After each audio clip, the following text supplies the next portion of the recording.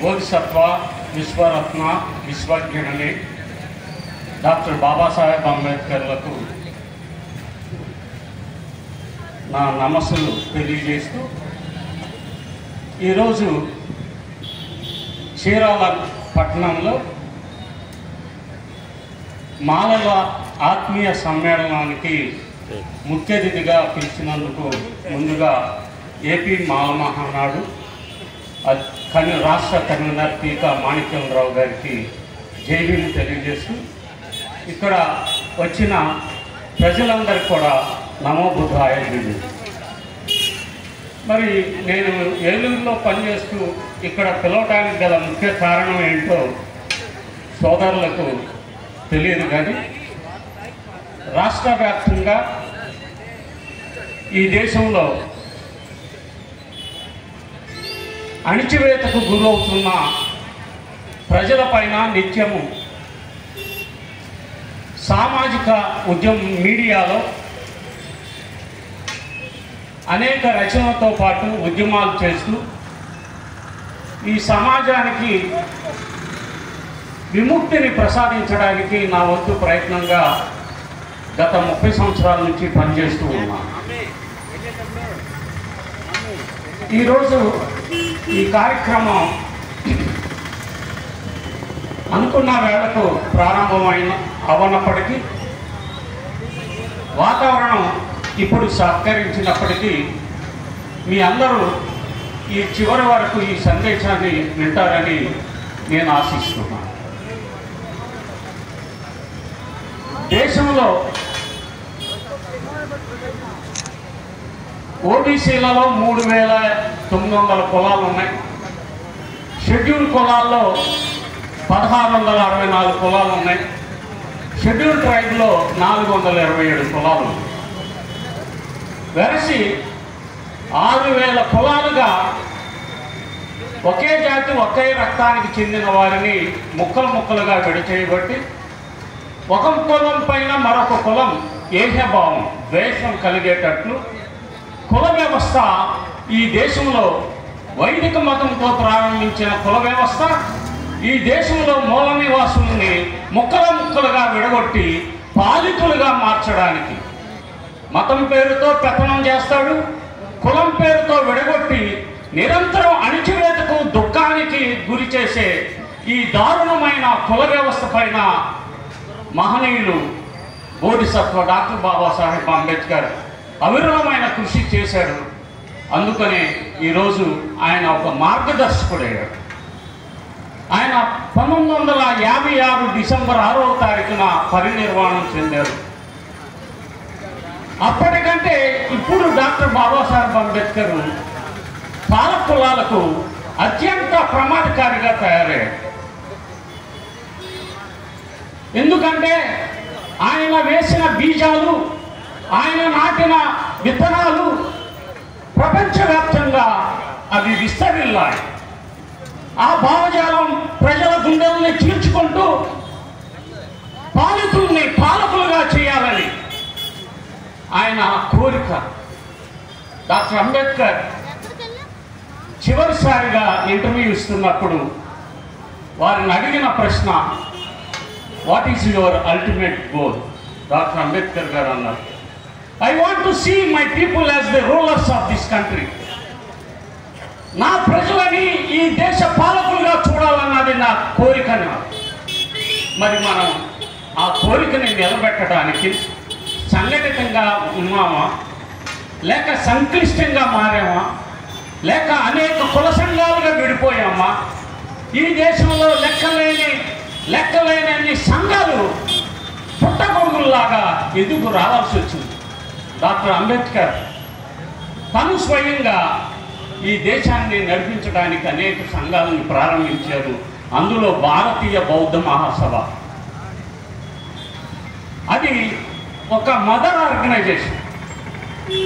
Buddhist Society of India ముంబైలో ప్రధాన కేంద్రంగా పనిచేస్తుంది. ఆ యొక్క సంస్థ అనుబంధ సంస్థలు ఉన్నాయి. యువకుల్ని శక్తివంతులుగా చేయడానికి సమతా సైనిక దళం,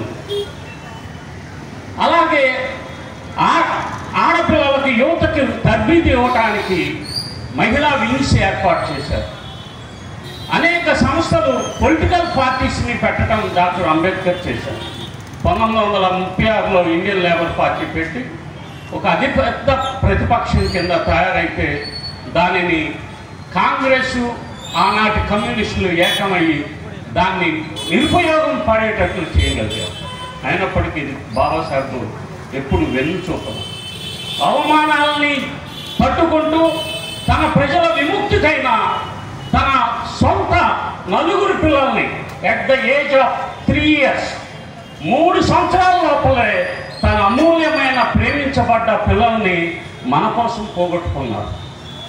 ఆయన కావాలంటే ఆయన ఇతర దేశాల్లోనే సెటిల్ అయిపోయి తన ఫ్యామిలీని మొత్తాన్ని అక్కడే సెటిల్ చేసి ఆయన ఎంతో అభివృద్ధి చెంది ఉన్నారు ఆయన కుటుంబం.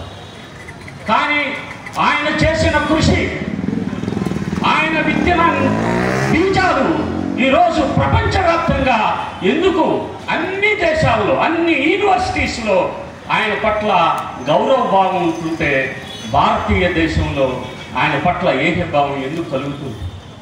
దానికి ప్రధాన కారణం మత విశ్వాసాలు, కులతత్వ భావం, ఒక మనిషిని గౌరవించకపోవటం. ఆయన్ని గౌరవించకపోవటం అనేది ఆ మనుషుల్లో ఉన్న కూడగొట్టుకున్న మనసుల్లో కూడగొట్టుకున్న అనేక మానసిక రుగ్మతలకి ప్రధాన కారణం డాక్టర్ అంబేద్కర్ని గౌరవించకపోవడం. ఎందుకు ప్రతి దేశంలో ప్రతి చోట బాబాసాహెబ్ అవమానాలు ఎందుకు జరుగుతున్నాయి? దానికి ప్రధాన కారణం caste. Caste is a notion of mind. మానసిక రుగ్మత కులం అనేది. ఆ రుగ్మతని తుత్తునీయం చేయడానికి డాక్టర్ అంబేద్కర్ 1936లో ఎన్హిలేషన్ ఆఫ్ కాస్ట్, కులాన్ని నిర్మూలించండి అని చెప్పి ఒక గ్రంథం రాయటం జరిగింది. అదే ఈ దేశానికి ఒక ప్రామాణిక గ్రంథం మొట్టమొదటి. ఆ గ్రంథం చదివితే మనలో ఉన్న విషబీజాలన్నింటినీ నాశనం చేసి అందరూ సమత మమత కలిగి సోదర భావం కలిగి అందరూ ఒకటిగా జీవించగలుగుతాం. కనుక ఈ దేశంలో బాబాసాహెబ్ని నిరంతరం ఫాలో అయ్యేవాళ్ళు ఒక 5 కులాలు. అందులో ఉత్తరప్రదేశ్లో జాతవులు ఉన్నారు, మాయావతి గారి కులానికి సంబంధించిన.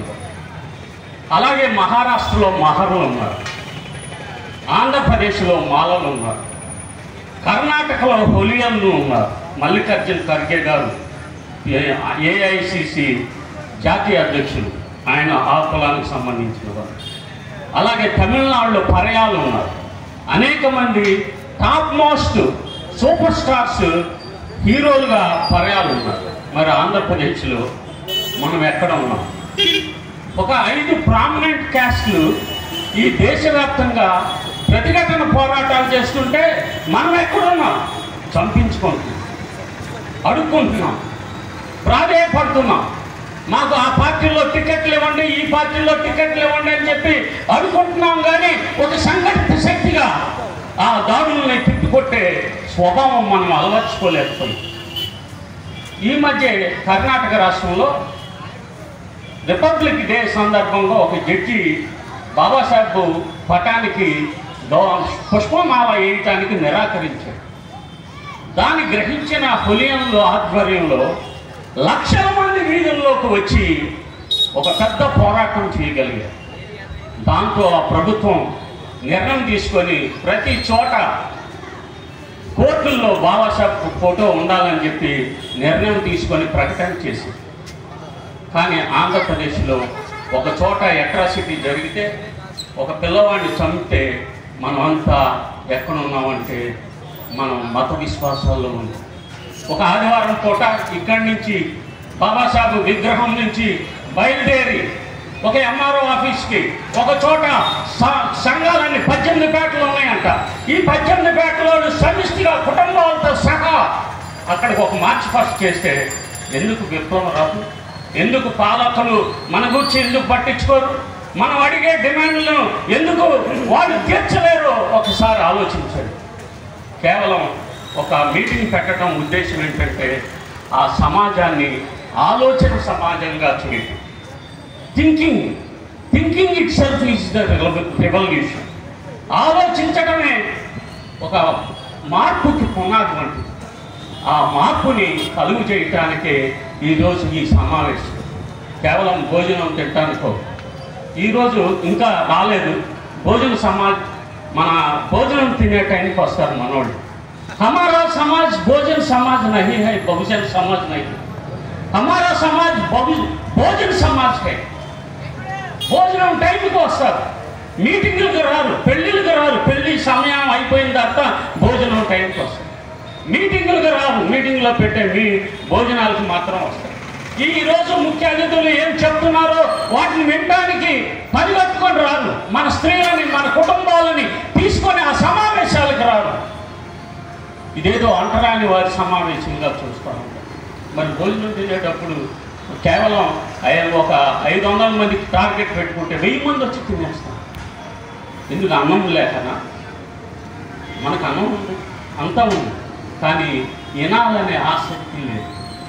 బాబాసాహెబ్ మాటలు వినాలనే ఆసక్తి మన సమాజానికి లేదు. ఈ సమాజం ఇతర విషయాల పట్ల దృష్టి సారించినంతగా మన కోసం, మన సమాజం కోసం ఆలోచించడం ఎప్పుడో చచ్చిపోయింది. ఒకప్పుడు 1880 మహర్ పోరాటాన్ని చెప్పుకుంటారు.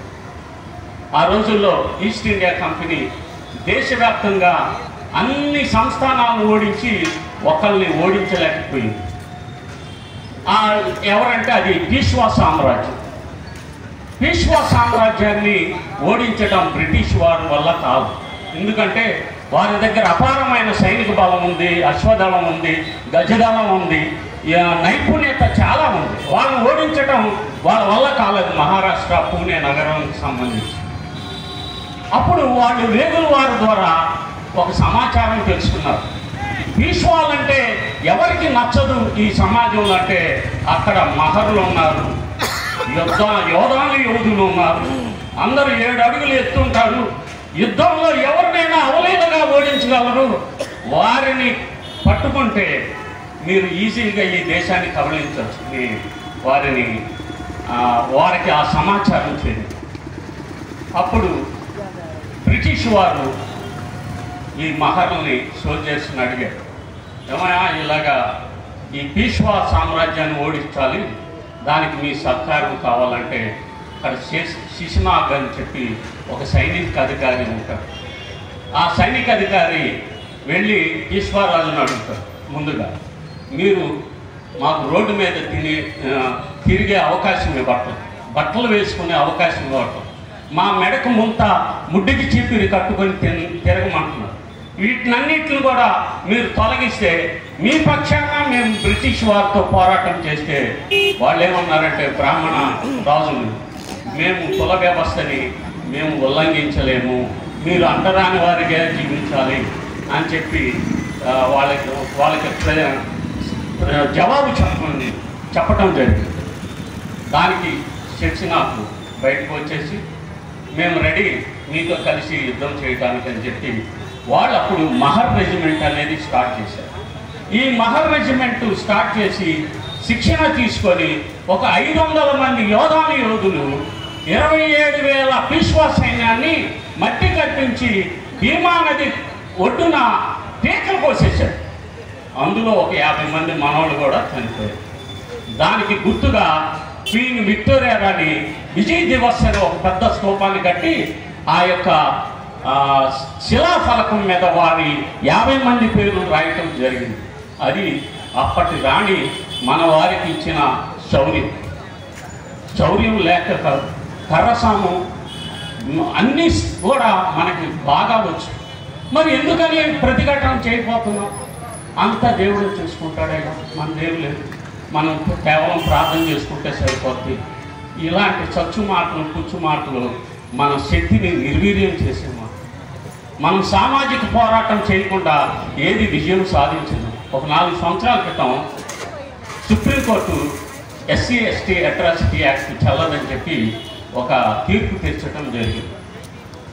దానికి పెద్ద ఎత్తున ఉత్తర భారతదేశంలో క్షమారులు పెద్ద ఎత్తున తిరుగుబాటు చేసి ఆ యొక్క పోరాటంలో 13 మంది బలిదానం అయ్యారు. దాని కారణంగానే మళ్ళీ సుప్రీంకోర్టు పార్లమెంటు ఆ చట్టాన్ని మళ్ళీ సవరణ చేసి ఆ చట్టాన్ని తిరిగి తీసుకురావడం వల్ల ఈరోజు మనమంతా దేశవ్యాప్తంగా SC ST అట్రాసిటీ యాక్ట్ని మళ్ళీ తెచ్చుకోగలిగామంటే ప్రార్థన ద్వారా రాల, ఫైటింగ్ ద్వారా, సామాజిక పోరాటం ద్వారా వచ్చింది. బాబాసాహెబ్ కేవలం బతిమలాడో బామాలో చేయలేదు ఈ హక్కులన్నీ. ఆయన హక్కులన్నీ కల్పించింది ఒక సామాజిక ఉద్యమాన్ని నిర్మించాడు. ఆయనకి ఇద్దరంటే ఇష్టం లేదు. ఒకరు నైతికత లేనివారు, ఇంకొకరు కృతజ్ఞత లేనివారు. అంటే రైట్ ఆఫ్ ఎడ్యుకేషన్, చదువును ఒక హక్కుగా పొంది, రైట్ ఆఫ్ ఎంప్లాయ్మెంట్, ఉద్యోగాలను ఒక హక్కుగా పొంది, ఇవన్నీ దేవుడి ద్వారా నేను పొందానని చెప్పడం అనేది కృతజ్ఞత లేని వారు చేసే పని. నేను ఒక చిన్న లెక్క చెప్తాను, ఇది గవర్నమెంట్ లెక్క. 1831లో బ్రిటిష్ ఇండియాలో మొట్టమొదటిసారి సెన్సస్ తీయటం జరిగింది. ఆ సెన్సస్లో షెడ్యూల్ కులాల నుంచి కాలేజీ చదివిన వారి సంఖ్య 756 మంది మాత్రమే. 756 మంది 100 సంవత్సరాలు. 1831 నుంచి 1931 వరకు 100 సంవత్సరాల్లో షెడ్యూల్ కులాల నుంచి కాలేజీ చదివిన వారి సంఖ్య కేవలం 756. బీసీల నుంచి 859 మంది చదివారు 100 సంవత్సరాలు. బాబాసాహెబ్ రాజ్యాంగం రాసిన తర్వాత, ఆర్టికల్ 16 వచ్చిన తర్వాత ఈ దేశంలో ఎన్ని కోట్ల మంది కాలేజీ చదువుతున్నారో ఒక్కసారి గుండె మీద ఆలోచించి చెప్పండి. బాబాసాహెబ్ ఎంత గొప్ప పని చేశారు. ఎవరు కూడా తొలగించలేని విధంగా వాటినన్నింటినీ ప్రాథమిక హక్కుల చాప్టర్లో పెట్టి దేశంలో చాలా మరువాదులు వస్తారు, భవిష్యత్తులో నా ప్రజల యొక్క హక్కుల్ని కాపాస్తారని చెప్పి ప్రాథమిక హక్కుల చాప్టర్లో, ఫండమెంటల్ చాప్టర్లో పెట్టి ఈ దేశంలో బీసీ SC ST మైనార్టీలందరూ చదవటానికి, ఉద్యోగం పొందడానికి శాశ్వత హక్కు కల్పించిన ఆ భగవంతుడే బాబాసాహెబ్ అంబేద్కర్. ఆయన విస్మరించి, ఆయన్ని నువ్వు అవమానపరిచి, ఆయనంటే గౌరవం లేకుండా, ఆయనంటే చులకన భావంతో ఆయన గురించి చెప్పే మీటింగ్లో మీరు రాకుండా పోతే ఇంకెవరు వస్తారు? మీరు వినకపోతే ఇంకెవరు వింటారు? మీరు మన కోసమే కదా బాబాసాహెబ్ తన జీవితాన్ని త్యాగం చేసింది. లేకపోతే ఎంత ఎక్సలెంట్ లైఫ్ ఉండేది. ఆయన ఏమి మామూలు వ్యక్తి కాదు, విశ్వరత్న, విశ్వజ్ఞాని, ప్రపంచానికి జ్ఞానం. అందుకని అన్ని యూనివర్సిటీస్ అబ్రాడ్లో ఆయన పేరు మీద ఒక అకాడమీ ఓపెన్ చేస్తుంది. ప్రతి యూనివర్సిటీలో వెళ్ళే ముందు ఆయన్ని స్మరించుకొని ఆయనకి నివాళులు అర్పిస్తున్నారు. గత 400 సంవత్సరాల్లో ఎవరు అత్యధికంగా ప్రభావితం చేయగలిగారు, అత్యధిక మార్కులు ఎవరు తెచ్చుకున్నారంటే ఒక 100 సంవత్సరాలు అయింది లండన్ స్కూల్ ఆఫ్ ఎకనామిక్స్. ఇప్పుడు మన ముఖ్యమంత్రి గారు కూతురు కూడా అక్కడ చదువుతుంది. లండన్ స్కూల్ ఆఫ్ ఎకనామిక్స్ 100 సంవత్సరాలు అయింది. ఆ 100 సంవత్సరాలు అయిన సందర్భంగా ఈ 100 సంవత్సరాల్లో అత్యుత్తమ ప్రమాణాలు సాధించిన వారికి అవార్డులు ఇవ్వాలని వారు మార్కులు మొత్తం తీస్తే మొట్టమొదటి పేరు డాక్టర్ భీమరావు అంబేద్కర్ పేరు వచ్చింది. రెండో ఆయన పేరు KL నారాయణన్, మనకి రాష్ట్రపతిగా చేశారు. వీళ్ళిద్దరూ భారతదేశంలో ఉండి లండన్ వెళ్ళి అక్కడ లండన్ స్కూల్ ఆఫ్ ఎకనామిక్స్లో మొదటి, ద్వితీయ మార్కులు సాధించారంటే ఎంత ప్రభావితం చేయగలిగారో, ఎంత జ్ఞాన సంపన్నులుగా ఉన్నారో. అవకాశం ఇస్తే ఎంతకైనా సరే సాధించగలిగిన నేర్పు, చాకచక్యత మన వాళ్ళకు ఉంటుందో బాబాసాహెబ్ నిరూపించి మన పిల్లలు నిరూపించగలుగుతారు. అవకాశం ఇవ్వబడదు. ఆ అవకాశాన్ని అందిపుచ్చుకోవాలి. న్యాయబద్ధంగా దానికోసం కృషి చేయగలిగితే ఎవరినైనా ఢీ కొట్టగలిగిన అత్యంత మేధావితనం మన దగ్గర ఉంది. మనమేం తక్కువ బల్పులు కాదు, మనం తక్కువ చూసుకోవాలి.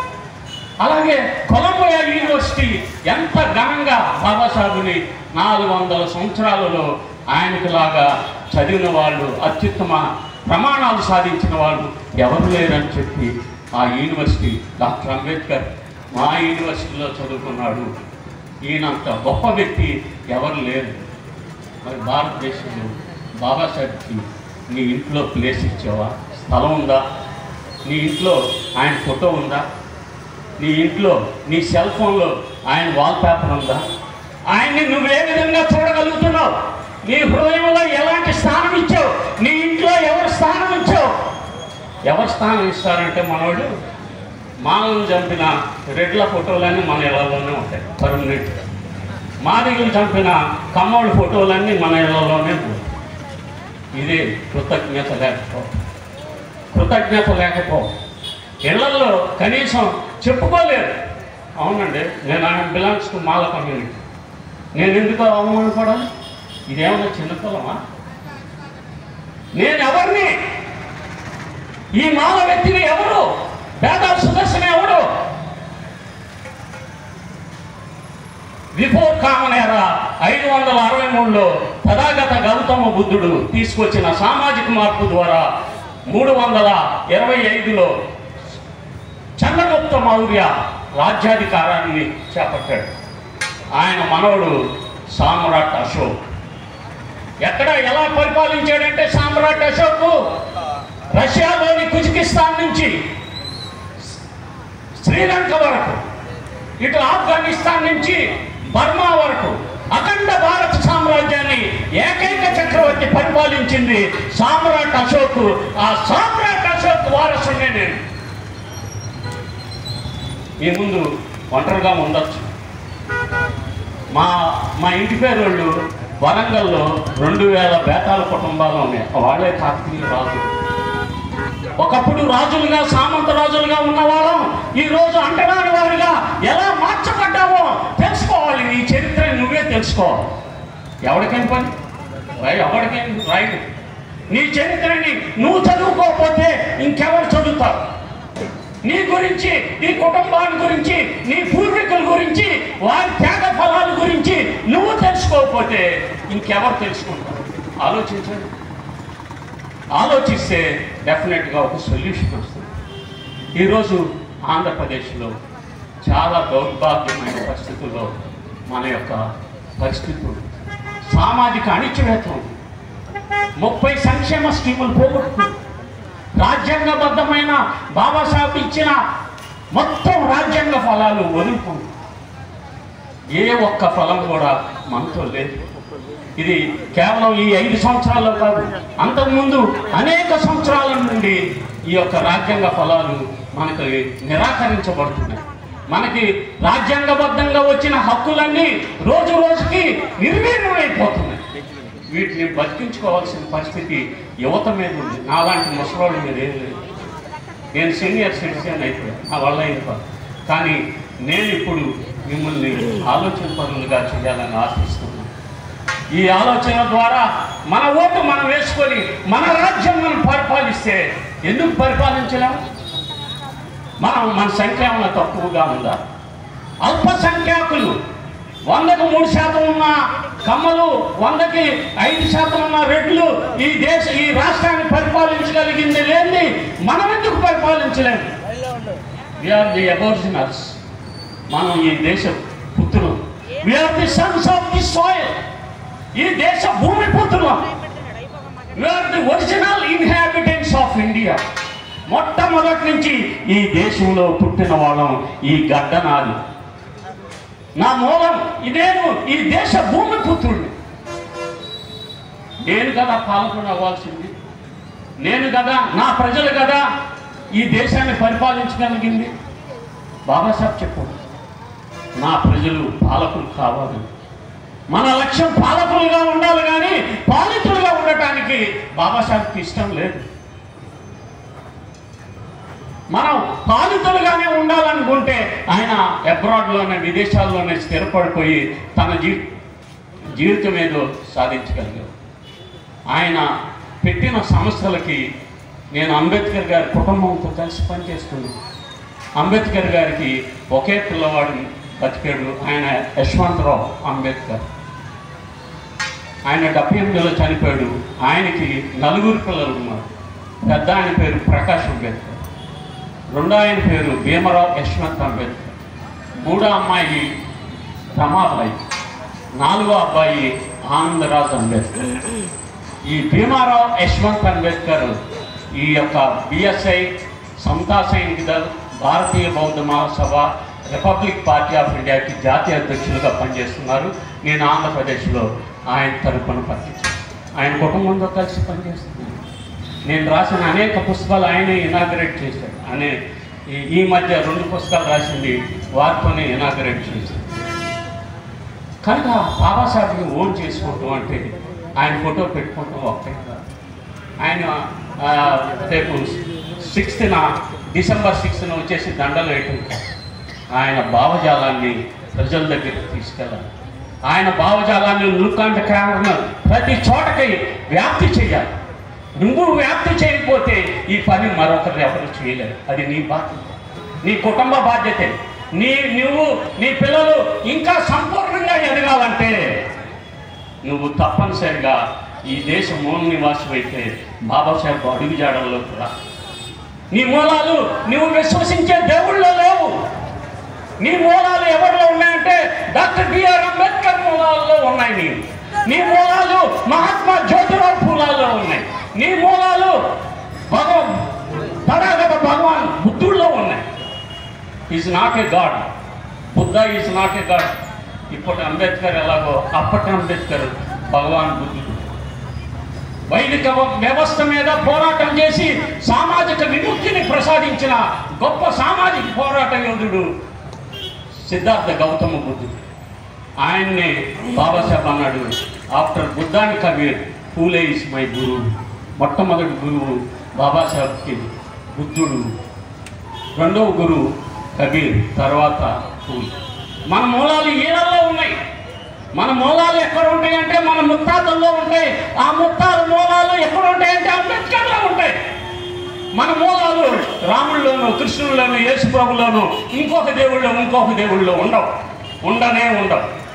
మన మూలాలు, మన రక్త మూలాలు మన వాళ్ళల్లోనే ఉంటాయి. ఆ మూలాలను తెలుసుకోగలిగితే నీవు నీ కుటుంబాన్ని ప్రక్షాళన చేసుకొని ఆయన సాధించిన విజయాలని, ఆయన సాధించిన హక్కుల్ని పునరుద్ధరించుకొని ఈ సమాజం కోసం, ఈ సమాజం పాలకులుగా కావటం కోసం మనమంతా పని చేయాలి. సామాజిక పోరాటం అంటారు. ఈ సామాజిక పోరాటాన్ని ఒక రెస్పాన్సిబిలిటీగా తీసుకోవాలి. యువత మనం ఎటువైపు, యువత 90 వైపు ఉందా లేక బాబాసాహెబ్ వైపు ఉందా? బాబాసాహెబ్ మనకి ఎంత అన్నాడంటే మద్యము సమస్త పాపములకు కన్న తల్లి వంటిదని చెప్పాడు. మనకు అసలు మద్యం అలవాట్లేదు. తాగటం చేతకపోతే వైదికులు ఆ రోజుల్లో మనల్ని అందరినీ అసురులు, సురాపానం సేవించని వారు అని చెప్పి మనం తిట్టారు. అసురులు అంటే సురాపానం సేవించని వారు. ఇప్పుడైతే మనలో అలాంటి వాళ్ళు లేరు. అసురులు సురులుగా మారిపోవటం వల్ల విచక్షణ జ్ఞానం అంతా చచ్చిపోయింది. విచక్షణ జ్ఞానం ఎవరికి ఓటేయాలో అంటే దాని ముందు వాడు సేవించే మద్యం ద్వారా వాడి విచక్షణ జ్ఞానాన్ని నశింపజేసుకొని ఓటేసి తనను తాను పాలితుడిగా చేసుకుంటానికి తనకున్న రాజ్యాంగ హక్కులన్నింటినీ నిర్వీర్యం చేస్తున్నాడు. దీన్ని ఎదుర్కొనటానికి మనం సిద్ధంగా ఉన్నాము. జస్ట్ ఆలోచించండి సోదరులు.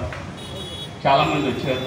మీ అందరికీ నేను బతిమలాడి వేడుకుంటున్నానంటే బాబాసాహెబ్ తన కోరికని తీర్చుకోలేకపోతే ఆ యొక్క రెస్పాన్సిబిలిటీ మన మీద పెట్టి దాన్ని మనం ముందుకి ఒక క్యారవాన్ లాగా ముందుకు తీసుకెళ్లాల్సిన బాధ్యత మన మీదే ఉంది. మన హక్కుల్ని దుర్మార్గులు రోజు రోజుకి నశింపజేస్తుంటే ఇలాగా కాముగా కూర్చుంటాం నా వల్ల కాదు. నేను 20 years నుంచి చాలా క్రానిక్ డయాబెటిక్తో ఉంది. ఈరోజు ఈ మీటింగ్కి రాలేదు. ఈ యొక్క మీటింగ్కి మరొక ముఖ్య అతిథి డాక్టర్ దేవి ప్రసాద్, ఉప్పులేటి దేవి ప్రసాద్ గారు, ఐఆర్ఎస్ ఆఫీసర్, రిటైర్డ్. ఆయన తమ్ముడు నేను వెళ్ళలేకపోతున్నాను, నా బంధువులు ఒకరు చనిపోయారు, నువ్వన్నా ఇల్లు తమ్ముడు అంటే పని కట్టుకొని వచ్చింది. ఈ పని కట్టుకొని వచ్చింది కేవలం వృధా కాకూడదు. ఆయనకి కొంతమంది అన్నా సరే సోల్జర్స్ కావాలి. సోల్జర్స్ బాగా యాక్టివేట్ అయి ఉండాలి, సమాజాన్ని ప్రభావితం చేసే విధంగా ఉండాలి. ఆ రెస్పాన్సిబిలిటీ ఈరోజు తీసుకుంటారని చెప్పి నేను ఆశిస్తూ నేను ముగించమంటే ఇంకా మాట్లాడగలను. నాకు మాట్లాడటం రాయటం నా వృత్తి ధర్మం కనుక నాకు ఈ అవకాశం ఇచ్చి మీ అందరూ ఈ కొద్ది మాటలు విన్నందుకు నమో బుద్ధాయ చేయండి.